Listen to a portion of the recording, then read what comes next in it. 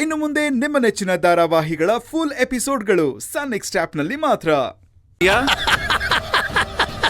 ಹೌದು ಮುನೇಂದ್ರ, ನಕುಲ, ನಾನಿವತ್ತು ಫುಲ್ ಖುಷಿನಲ್ಲಿದ್ದೀನಿ. ನಿಮ್ಮಿಬ್ಬರಿಗೂ ಒಂದು ಬ್ರೇಕಿಂಗ್ ನ್ಯೂಸ್ ಕೊಡ್ತೀನಿ. ಅದೇನಪ್ಪ ಅದು?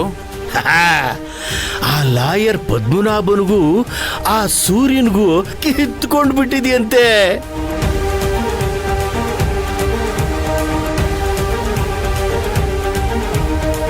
ತಾತ, ನೀನ್ ಹೇಳ್ತಿರೋದು ನಿಜನಾ?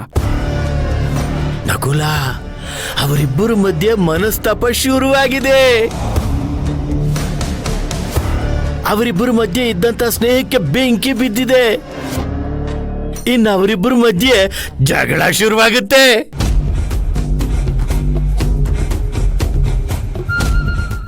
ಇಲ್ಲಪ್ಪ, ನಿನಗೆಲ್ಲೋ ರಾಂಗ್ ಇನ್ಫಾರ್ಮೇಶನ್ ಸಿಕ್ಕಿರ್ಬೇಕು. ಅದೆಲ್ಲೋ ಬೆಂಗಳೂರಲ್ಲಿ ನಾಟಕ ಮಾಡ್ಕೊಂಡಿದ್ದ ಆ ಸೂರ್ಯನ್ನ ಇಲ್ಲಿ ಕರ್ಕೊಂಡ್ ಬಂದಿದೆ ಆ ಲಾಯರು. ಅವನ್ ಆಕ್ಟರ್ ಆದ್ರೆ ಆ ಲಾಯರು ಡೈರೆಕ್ಟ್ರು. ಹಾಗಿರ್ಬೇಕಾದ್ರೆ ಅವರಿಬ್ರ ಮಧ್ಯೆ ಮನಸ್ತಾಪ ಹೇಗಪ್ಪ ಬರಕ್ ಸಾಧ್ಯ? ಆ ಸೂರ್ಯನ್ ಕಂಪ್ಲೀಟ್ ರಿಮೋಟ್ ಕಂಟ್ರೋಲು ಆ ಲಾಯರ್ ಕೈಯಲ್ಲಿದೆ. ಹಾಗಿರ್ಬೇಕಾದ್ರೆ ಸೂರ್ಯ ಲಾಯರ್ನ ಎದುರಾಕೊಂತಾನ? ಲೋ ಮುನೇಂದ್ರ, ನನಗೆ ಯಾವತ್ತೂ ರಾಂಗ್ ಇನ್ಫಾರ್ಮೇಶನ್ ಬರೋದಿಲ್ಲ ಕಣ. ಆ ಲಾಯರ್ ಮಗಳನ್ನ ಮದುವೆ ಆಗೋದಕ್ಕೆ ಸೂರ್ಯ ಇಷ್ಟಪಟ್ಟಿಲ್ವಂತೆ. ಅದನ್ನ ಕೇಳಿ ಆ ಲಾಯರ್ಗೆ ಮೆಣಸು ಅರ್ಧಂಗ ಆಗೋಗಿದೆ. ಓ, ಈಗ ಸಮಾಚಾರ. ಆ ಲಾಯರ್ನ ನಾನು ಏನೋ ಅನ್ಕೊಂಡ್ಬಿಟ್ಟಿದೆ ಅಪ್ಪ. ಭಲೆ ಛತ್ರಿ ಇದ್ದಾನೆ. ಅವನ್ ಯಾಕೆ ಸತ್ಯಮೂರ್ತಿಗೆ ಇಷ್ಟು ಲಾಯಲ್ ಆಗಿದ್ದಾನೆ ಅಂತ ನಾನು ಯೋಚನೆ ಮಾಡ್ತಿದ್ದೆ. ಈಗ ಅರ್ಥ ಆಗ್ತಿದೆ, ಅವನು ಲಾಯಲ್ ಆಗಿದ್ದು ರಾಯಲ್ ಆಗಿ ಬದುಕಬೇಕು ಅಂತ.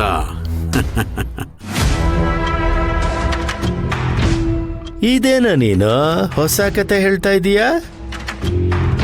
ಇದು ಕತೆ ಅಲ್ಲಪ್ಪ, ಆ ಲಾಯರ್ ಇಂದು ಕ್ರಿಮಿನಲ್ ಕ್ಯಾಲ್ಕ್ಯುಲೇಷನ್. ಆ ಲಾಯರ್ಗೊಬ್ಳು ಮಗಳಿದಾಳೆ ಅನ್ನೋದು ನನಗೆ ಮರ್ತೇ ಹೋಗಿತ್ತು. ಓಹೋ, ಅವನ್ ಯಾಕೆ ಸೂರ್ಯನ್ ಇಲ್ಲಿ ಕರ್ಕೊಂಡ್ ಬಂದು ಕೂರಿಸ್ತಾ ಅಂತ ನಾನು ತಲೆ ಕೆಡ್ಸ್ಕೊಂಡಿದ್ದೆ.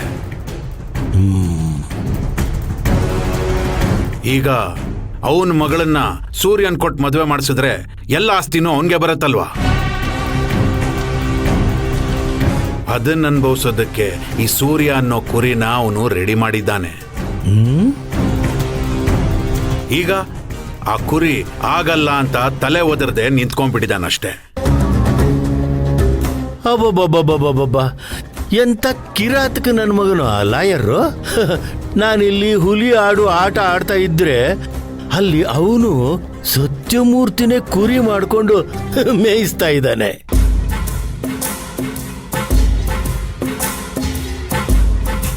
ಅಂತೂ ಆ ಲಾಯರ್ ಹಾಕಿರೋ ಸ್ಕೆಚ್ನ ಆ ಸೂರ್ಯ ಕೊನೆ ಮೂಮೆಂಟಲ್ಲಿ ಅಲ್ಲಾಡಿಸ್ಬಿಟ್ಟಿದ್ದಾನೆ. ಈಗ ಆ ಲಾಯರ್ಗೆ ಆಸ್ತಿನೂ ಸಿಗಲ್ಲ, ಸೂರ್ಯನೂ ಸಿಗಲ್ಲ.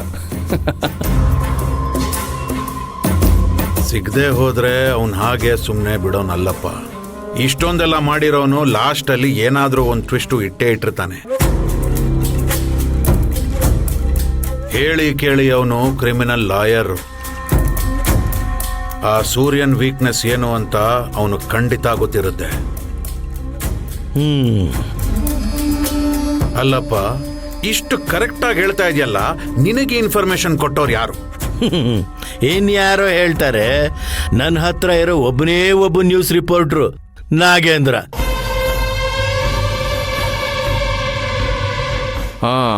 ಚಿಕ್ಕಪ್ಪ ಈ ಮಾತನ್ನು ಹೇಳಿದ್ದಾರೆ ಅಂದ್ರೆ 100% ಸತ್ಯನೇ.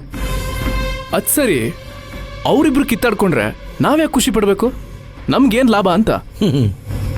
ಇಷ್ಟೊಂದು ಸೂಕ್ಷ್ಮವಾದಂಥ ವಿಚಾರ ನಿನ್ನ ಬುದ್ಧಿಗೆ ಹೊಳಿಲಿಲ್ಲ ಅಂತಂದ್ರೆ ನಾನೇನು ಹೇಳಿ?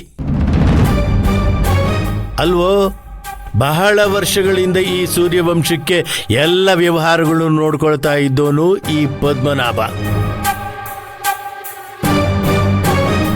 ಈಗ ಅವನೇ ಆ ಸೂರ್ಯವಂಶದವರ ವಿರುದ್ಧ ತಿರುಗಿ ಬಿದ್ದಿದ್ದಾನೆ ಅಂದಮೇಲೆ ಅದು ನಮಗೆ ಲಾಭ ತಾನೇನಾ?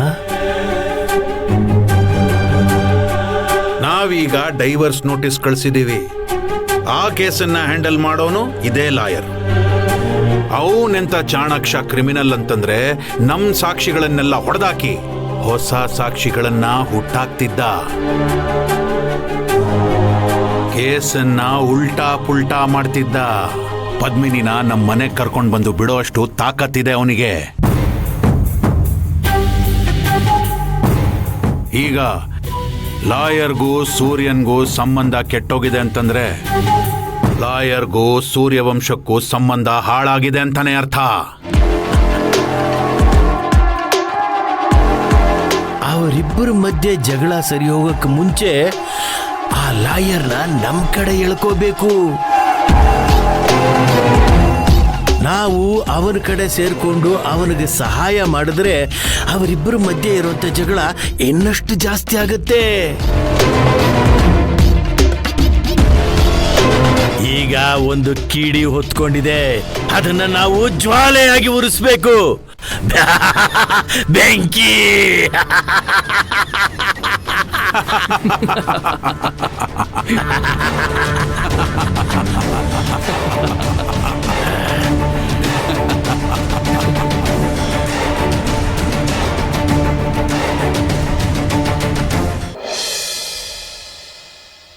ಕರ್ಣ, ನಿನ್ನಿಂದ ನಾನು ಇದನ್ನ ಎಕ್ಸ್ಪೆಕ್ಟ್ ಮಾಡಿರ್ಲಿಲ್ಲ.